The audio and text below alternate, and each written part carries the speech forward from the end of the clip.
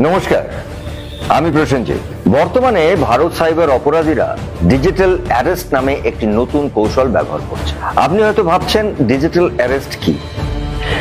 এটা এক ধরনের সাইবার প্রতারণা, যেখানে অপরাধীরা পুলিশের নাম ব্যবহার করে আপনাকে ভয় দেখায়। তারা ফোন বা ভিডিও কলের মাধ্যমে দাবি করে যে আপনি কোনো অপরাধে জড়িত এবং আপনার নামে অ্যারেস্ট ওয়ারেন্ট জারি হয়েছে। এই ভিডিও কলগুলিতে প্রতারকরা সাধারণত পুলিশের ইউনিফর্মে থাকে এবং ভুয়ো আইডি কার্ড বা পরিচয়পত্র দেয়। এমনকি তাদের অফিসও আসল পুলিশের অফিসের মতন সাজানো থাকে। উদাহরণস্বরূপ বলা যায় যে প্রতারকরা সাধারণত বলে আপনি মুম্বাই থেকে তাইওয়ান যে পার্সেলটি পাঠিয়েছিলেন সেটিতে ড্রাগস পাওয়া গেছে এবং মুম্বাই কাস্টম সেটিকে আটক করে রেখেছে। এতে আপনার আধার কার্ড ব্যবহৃত হয়েছে।